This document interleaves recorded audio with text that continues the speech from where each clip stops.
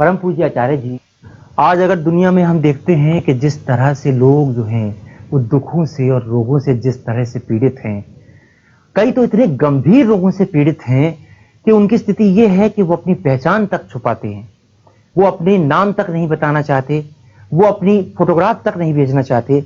ऐसा ही एक पत्र मैं आपसे उल्लेख करना चाहूंगा। एक सज्जन ने एक पत्र हमारा भेजा है। उन्होंने कुंडली भेजी है अपनी, उन्होंने नाम भी नहीं बताया है, अपनी पहचान भी नहीं बताई है, अपने जन्म स्थान भी नहीं बताया, और ये पूछना चाह रहे हैं आपसे कि कुंडली देखकर आप बताएं कि इनको क्या क्या रोग हैं। इन सज्जन की जो कुंडली है, उन्हें जो सूर्य है, सूर्य मस्तिष्क का केंद्र होता है, वो केतु के साथ है तथा मीन राशि में है। उसकी स्थिति शत्रु ग्रह शनि और राहु की ओर है। बृहस्पति की स्थिति शत्रु ग्रह के प्रभाव को कम करने में अक्षम है और बृहस्पति लगन स्वामी शत्रु ग्रह की तरह है, क्योंकि यह चतुरार्ष का भी स्वामी और कन्या राशि में राहु शनि के साथ है। मंगल भी बुरे स्थान में है, मारक शनि की स्थिति में है। मेष राशि का योग शत्रु ग्रह चंद्रमा के साथ है, जो शुक्र के साथ जुड़ा हुआ है, जो कि लगन एवं चंद्र का शत्रु है। सूर्य कन्या राशि में स्थित है, दो मजबूत शत्रु ग्रहों के साथ। दोनों जलीय राशियां वृश्चिक एवं मीन पीड़ादायक स्थिति में है। जलीय राशियां रक्त से संबंधित रोगों को नियंत्रण करती है। दूसरा घर चंद्र शनि से पीड़ित है। लगन स्वामी सूर्य मंगल बुध की बुरी दशा दिमाग के ट्यूमर को बताता है। मंगल की दशा ये साफ इसका प्रदर्शन कर रही है कि ये व्यक्ति ट्यूमर से ग्रस्त है और अगर ये ऑपरेशन कराएगा तो निश्चित इन्हें मृत्यु योग होगा, इनकी मृत्यु हो जाएगी। और एलोपैथिक चिकित्सा में इस दशा से जो पीड़ित व्यक्ति है उसका कोई भी उपचार, कोई भी इलाज नहीं है। डॉक्टरों के पास जाएंगे, डॉक्टर ने औषधि देंगे, इन्हें स्टीराइड तक देने की स्थिति में आ जाएंगे, लेकिन जब ये ऑपरेशन की स्थिति में जाएंगे तो ये बच नहीं पाएंगे। इनकी ग्रह की स्थिति ये साफ बता रही है। तो ऐसे व्यक्ति को मैं उपचार बताऊंगा। अगर उसका ये उपचार करेंगे तो प्रभु की कृपा ही ऐसे व्यक्तियों को बचा सकती है, क्योंकि प्रभु की कृपा वहां जा सकती है, आयुर्वेद का विज्ञान वहां जा सकता है कि जहां एलोपैथिक साइंस चिकित्सक जो इंस्ट्रूमेंट है, जो भौतिक साइंस है, वो वहां तक नहीं जा सकती। आयुर्विज्ञान इतना गहरा है, वो सूक्ष्म से सूक्ष्म रोगों का भी विवेचन करता है, वर्णन करता है और उसका चिकित्सा करता है और उसका उपाय करता है। तो इन्हें मैं जो उपाय बताऊंगा उससे इनका रोग शांत हो जाएगा, इन्हें रोग से मुक्ति मिलेगी और प्रभु की कृपा से ये रोग उन्हें पुनः नहीं होगा। एक तो खेजड़ी की फली, खेजड़ी की छाल और खेजड़ी के पत्ते, ये 10-10 ग्राम की मात्रा में ले लें। नीम की फली, नीम का फल, नीम के पत्ते, नीम की छाल और नीम का मूल, नीम की जड़, इसको भी 10-10 ग्राम की मात्रा में ले लें। और बकायन के पत्ते, बकायन की छाल, बकायन की जड़ और बकायन का फल, इसे भी 10-10 ग्राम की मात्रा में ले लें। और बेल पत्तर, बेल के पत्ते, बेल का गुदा और बेल की जड़, इसे भी 10-10 ग्राम की मात्रा में ले लें। और वज्र वसम 1 ग्राम, मंडूर वसम 1 ग्राम, स्वर्ण वसम 1 ग्राम, मैनमिस के पत्ते 10 ग्राम और चाइना स्टर के पत्ते 10 ग्राम, ये सभी को मिलाकर पीस कर ये पाउडर बना लें। और 6 ग्राम सुबह और 6 ग्राम शाम को ये जल से या शहद से इसका सेवन करें। 6 माह में ही इन्हें इनके रोग से, क्योंकि ये मंथ के बाद जब ये डॉक्टर के पास जाएंगे, डॉक्टर इनका कैट स्कैन करेंगे, जो भी इनके टेस्ट करेंगे, डॉक्टर इन्हें स्वयं बता देंगे कि इनके रोग से इन्हें मुक्ति मिल रही है, इन्हें लाभ हो रहा है। और एक दुर्गा सप्तशती का मैंने मंत्र बताऊंगा, और जिसका ये सप्तशती के साथ ये उसका पाठ करें तो निश्चित इन्हें प्रभु की कृपा से रोग से मुक्ति मिलेगी। उसका मंत्र है रोगान से शान पहसी तुष्टा रुष्टा तु सकलान विष्टान। इस मंत्र का ये जाप करें। 108 मनकों की जो माला है वो दिन में 3 बार इसका जाप करें। और साथ में भगवान शिव के जो मंदिर है वहां ये सोमवार को जल चढ़ाएं। ये अगर नहीं जा सकते तो उस जल को हाथ लगाकर उस जल में दूध डालकर, गुड़ डालकर, गंगा जल डालकर किसी को भी दें तो इनकी तरफ से वो भगवान शिवलिंग पे जल चढ़ाएं तो भगवान शिव इन पे प्रसन्न होंगे, माँ भवानी की कृपा होगी, तो वो जो चाहे किसी भी रोग को नाश कर सकते हैं, किसी भी रोग का अंत कर सकते हैं।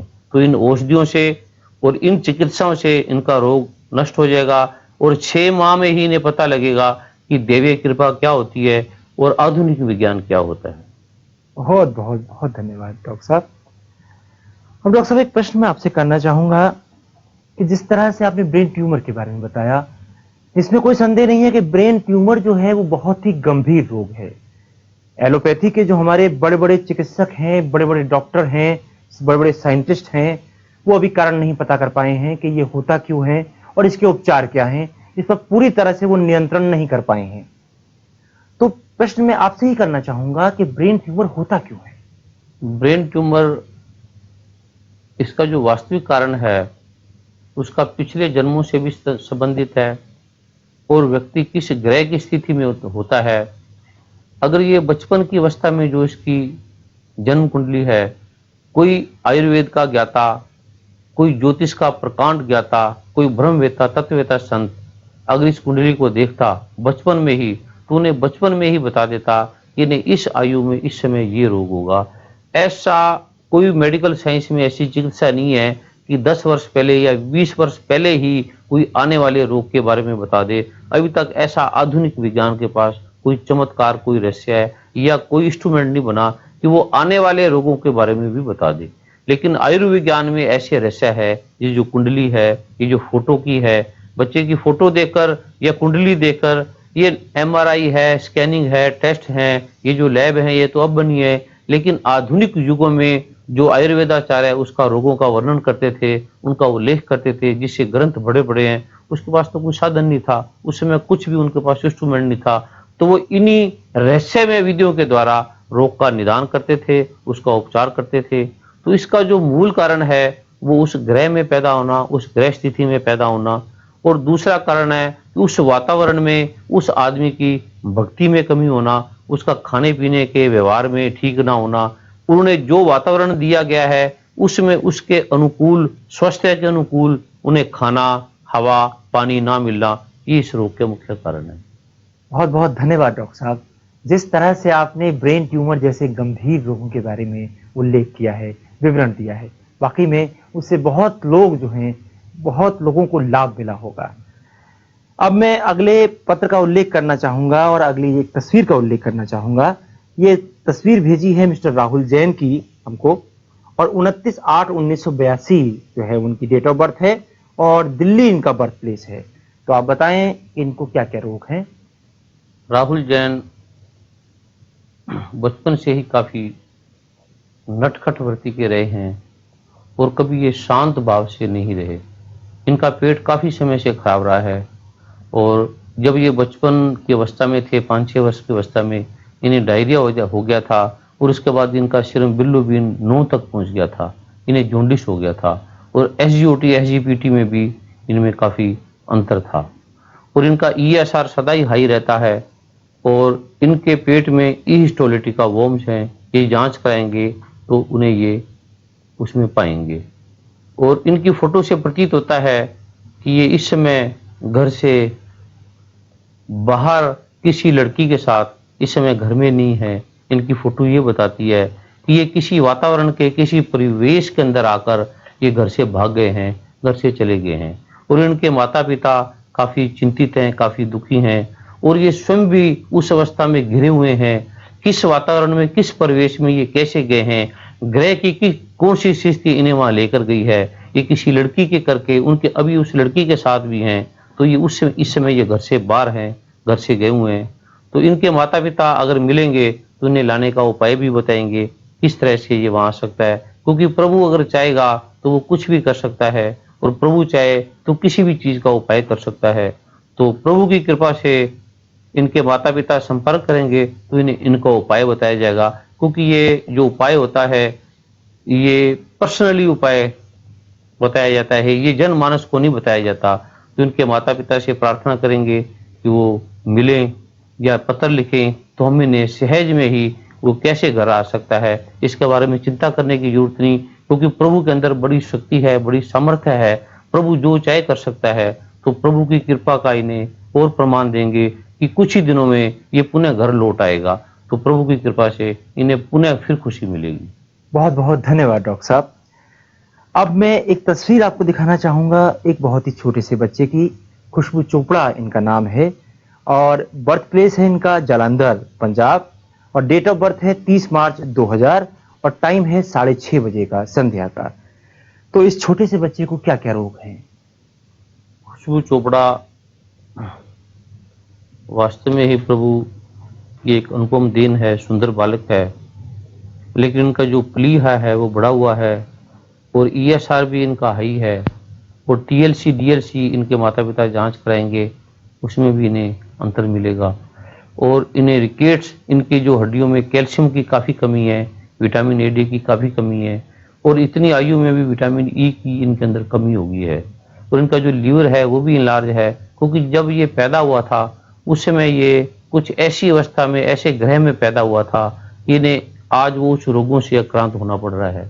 तो इन्हें मैं कुछ औषधि बताऊंगा, तो प्रभु की कृपा से, क्योंकि डॉक्टरों की समझ में ये रोग आया नहीं रहा, डॉक्टर इन्हें समझ भी नहीं पाएंगे और समझ भी पाएंगे तो इसका इनके पास कोई उपचार नहीं है, कोई इलाज नहीं है। क्योंकि जो सूक्ष्म रोग है उन्हें आधुनिक विज्ञान नहीं समझ सकता, उन्हें जो आयुर्वेदाचार्य है, जो गहन मनन मनीषी चिंतक है, वही उस रोगों को समझ सकता है। क्योंकि जो मन से पार जाने की क्षमता रखता है वो पूर्व जन्म से पार भी जा सकता है। तो ऐसी अवस्था में रोगों का कारण ढूंढा जाता है। तो इन्हें मैं जो उपाय बताऊंगा, प्रभु की कृपा से ये रोग से मुक्ति प्राप्त करेंगे और इन्हें ये रोग से दोबारा आक्रांत नहीं होना पड़ेगा। जामुन की गुठली 10 ग्राम ले लें, करेले की बीज 10 ग्राम ले लें, पहाड़ी सौंफ 10 ग्राम ले लें, जीरा, मिश्री, बड़ी इलायची और बीहर बूटी और बेर का ऊपर का छिलका और बेल का गुदा, ये सभी को 10-10 ग्राम की मात्रा में लेकर पीस लें और इनका चूर्ण बना के शीशी में रख लें।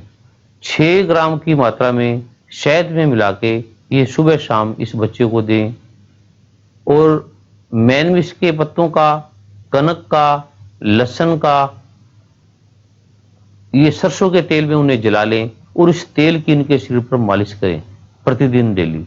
तो इन्हें ये 3-4 माह में ही रोग से मुक्ति मिलेगी, बच्चा इनका स्वस्थ हो जाएगा और जिस रोग से आक्रांत है उन्हें उनसे मुक्ति मिलेगी। बहुत बहुत धन्यवाद डॉक्टर साहब। और डॉक्टर साहब एक प्रश्न मैं आपसे करना चाहूंगा। पीछे आपने एक एपिसोड में ये उल्लेख किया था धन के बारे में, आपने एक उल्लेख किया था एक महामंत्र के बारे में, महालक्ष्मी के महामंत्र के बारे में, और आपने कहा था कि इस मंत्र का जो जाप करेगा, जो नियमित रूप से जाप करेगा, उसको धन की कृपा होगी, महालक्ष्मी प्रसन्न होगी। आप ये देखिए कि आपने कहा कि ये प्रभु की कृपा है, ये महालक्ष्मी की कृपा है कि धन आपके पास आता है। लेकिन हम ये भी देखते हैं कि बहुत से उदाहरण हमको ऐसे मिलते हैं जब व्यक्ति धनी नहीं है, जब वो निर्धन है, तो वो अधिक सात्विक रहता है, उसकी भावना अधिक निर्मल रहती है। लेकिन जब धन आ जाता है तो उसकी प्रवृत्ति बदल जाती है। तो वो धन जो है वो लाभकारी या कृपा का अंश कैसे हुआ? भगवान राम कोई कम धनी नहीं थे, राजा जनक कोई कम धनी नहीं थे, राजा दशरथ कोई कम धनी नहीं थे, राजा हरिश्चंद्र कम धनी नहीं थे। और आज भी इस समय ऐसे ऐसे धनी व्यक्ति हैं जिन्हें आप एहसास भी नहीं कर पाएंगे कि ये धनी हैं। उनके अंदर धनी का जो ईगो है, जो अहम है, वो उन्हें छू भी नहीं पाया। जिन्हें धन पाने के बाद अहंकार हो जाता है या कोई रोग से ग्रस्त हो जाते हैं या उन्हें क्रोध आता है या उन्हें अहंकार घेर लेता है, वो उन्हें धन के करके नहीं घेरता, उनकी स्थिति ही ऐसी होती है। अगर वो गरीब होंगे तब भी वो ऐसे ही रहेंगे। धन तो सिर्फ उस रोग को, उस अवस्था को प्रकट करता है। जैसे एक आदमी आपका मित्र है, वो आपके साथ दे रहा है, या आपकी पत्नी आपके साथ दे रही है, या आपका भाई आपके साथ दे रहा है। अचानक आप ऐसी स्थिति पैदा करते हैं कि जो साथ देने का कारण है वो आप कारण हटा देते हैं। जैसे आप पत्नी आपके साथ है तो आप देखोगे कि पत्नी मेरे साथ किस कारण मेरे साथ है, तो थोड़े समय के लिए आप प्रयोग करो कि वो उस संबंध को, उस कारण को आप हटा दो। या आप देखोगे कि ये धन से मेरे साथ है, तो आप थोड़ा ऐसा उपाय करो कि मैं बर्बाद हो गया, धन लुट गया, मतलब या मैं कंगाल की अवस्था में चला गया।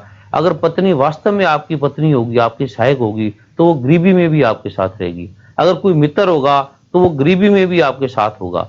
लेकिन अगर आप जब गरीबी की अवस्था में पहुंच जाएंगे तो आप देखेंगे कि अगर आपके 100 मित्र हैं तो 90% आपके मित्र लोप हो गए, चले गए। या जो हम आज मंत्री देखते हैं, वो अभी मैं कुछ समय पहले गुलजारी लाल नंदा जी के पास गया था, जो भारत के प्राइम मिनिस्टर भी रहे हुए हैं।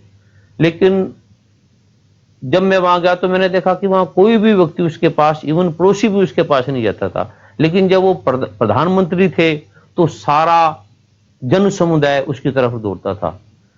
तो इसका मतलब है कि जो लोग किसी के पास जाते हैं वो कारणवश जाते हैं, लेकिन जो प्रेम करने वाले हैं वो सदैव उनके पास जाते हैं। ऐसे धन कभी किसी को खराब नहीं करता और धन कभी किसी को अच्छा नहीं करता। जो व्यक्ति धन आने के बाद उनकी स्थिति ऐसी हो जाती है, वो शुरू से ही ऐसे होते हैं, उनकी प्रारंभिक अवस्था ही ऐसी होती है, उनके संस्कार ही ऐसे होते हैं। धन तो सिर्फ उस अवस्था को प्रकट करता है जो उनके अंतर में छुपी होती है, जो उनके अंतर चेतना में परिणित होती है। धन एक प्रकटन का माध्यम बनता है। तो जब अगर आप वास्तव में आप शुद्ध हैं, अगर आप वास्तव में अपने माता पिता के भक्त हैं, प्रभु के भक्त हैं, तो आप कितना भी कष्ट आपको आ जाए। अब कई लोग भक्ति करते हैं, उन्हें जब कोई फल नहीं मिलता तो उसको छोड़ देते हैं। इसका मतलब है कि वो भक्त नहीं है, वो कारण से भक्त बने थे। तो प्रभु भी अंतर्यामी है, प्रभु भी देखता है कि वास्तव में मेरा ये भक्त है या कारण से मेरा भक्त है। तो ऐसे जब आदमी धन हो या गरीब हो या अमीर हो या साधन संपन्न हो या जैसा भी हो, जब वो हर स्थिति में सम रहता है तो वो वास्तव में सच्चा व्यक्ति माना जाता है। बहुत सुंदर डॉक्टर साहब, जिस तरह से आप जो है आध्यात्मिक चर्चा भी करते हैं, साथ साथ रोगों का उपचार भी करते हैं और आध्यात्मिक चर्चा भी करते हैं और उत्तम आध्यात्मिक चर्चा करते हैं, वो वाकई में बहुत ही सराहनीय है। और इससे लोगों की आस्था और बढ़ रही है आपके प्रति, आपके उपचार के प्रति, आप जिस तरीके से उनका उपचार और निदान करते हैं उसके प्रति। लेकिन अब हमें समय अनुमति नहीं दे रहा है कि हम और कार्यक्रम को आगे बढ़ाएं और चर्चा करें आपसे। बहुत बहुत धन्यवाद।